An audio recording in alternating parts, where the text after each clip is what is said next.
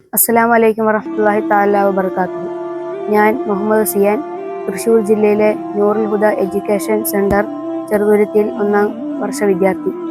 ഒരു സംഘടന ഒരു സമൂഹത്തിന്റെ ആത്മാവും സംരക്ഷണവും ഒരുമിച്ച് ഏറ്റെടുക്കുമ്പോഴാണ് അത് ചരിത്രമാകുന്നത്. അതാണ് സമസ്ത. കേരളത്തിലെ മുസ്ലിം സമുദായത്തിന്റെ ശുദ്ധതയുടെ കാവൽക്കാരായി 1 നൂറ്റാണ്ട് പഴക്കമുള്ള ദൗത്യത്തിന്റെ പേര്. പ്രവാചക കാലം മുതൽ തുടർന്നു വന്ന സംശുദ്ധ പൈതൃകത്തിന് എതിര് പുതിയ ചിന്തകൾ ഉടലെടുത്തപ്പോഴാണ് പണ്ഡിതരായ മഹാന്മാര് 1926 ജൂൺ 26 കോഴിക്കോട് ടൗൺ ഹാളിൽ വെച്ച് സമസ്തക്ക് രൂപം നൽകിയത്.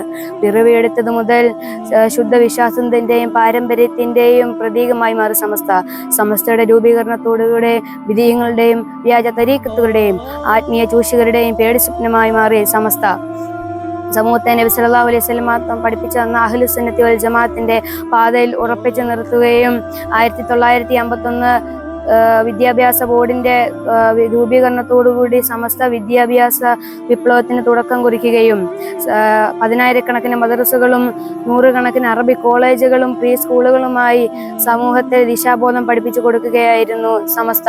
വിവരവിനിമയ രംഗത്തുണ്ടായ വേഗതയെ നിഷേധിക്കുന്നതിന് പകരം അതിന്റെ സാധ്യത ജ്ഞാന രംഗത്തും പ്രചരണ രംഗത്തും ഭൗതിക രംഗത്തും വ്യാപാര രംഗത്തും പോസിറ്റീവായി പ്രയോഗിക്കുകയായിരുന്നു സമസ്ത. പല പദ്ധതികൾ ആഗോള പ്രാധാന്യമുള്ള സംവിധാനമായി മാറിക്കഴിഞ്ഞിരിക്കുന്നു.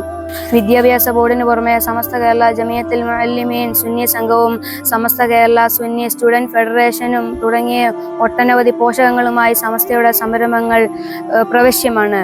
മുസ്ലിം സമുദായത്തിൽ തന്നെയുള്ള ചിലരുടെ എതിർപ്പുകൾ സമസ്തയ്ക്ക് നേരെ ഉണ്ടായിട്ടും നൂറ്റാണ്ട് കാലം എത്തി നിൽക്കുമ്പോൾ വരക്കൽ മുല്ലക്കോയ തങ്ങൾ കൊളുത്തിവെച്ച ആ വിളക്ക് കണ്ണീത്ത് ഉസ്താദിന്റെയും ഷെയ്ഖുന മഹാനായ ശംസുൽ ഉലമയുടെയും കരങ്ങളിലൂടെ കടന്നു വന്ന് ചെന്ന് ഇന്ന് സയ്യിദ് ജിഫ്രി മുത്തുക്കോയ തങ്ങളുടെയും ആലിക്കുട്ടി ഉസ്താദിന്റെയും കരങ്ങളിലൂടെ സമസ്ത ഇന്ന് പ്രകാശം ചൊരിഞ്ഞുകൊണ്ടിരിക്കുന്നു.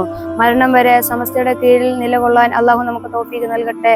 അസ്സലാമു അലൈക്കും വറഹ്മത്തുള്ളാഹി തആല വബറകാതുഹു.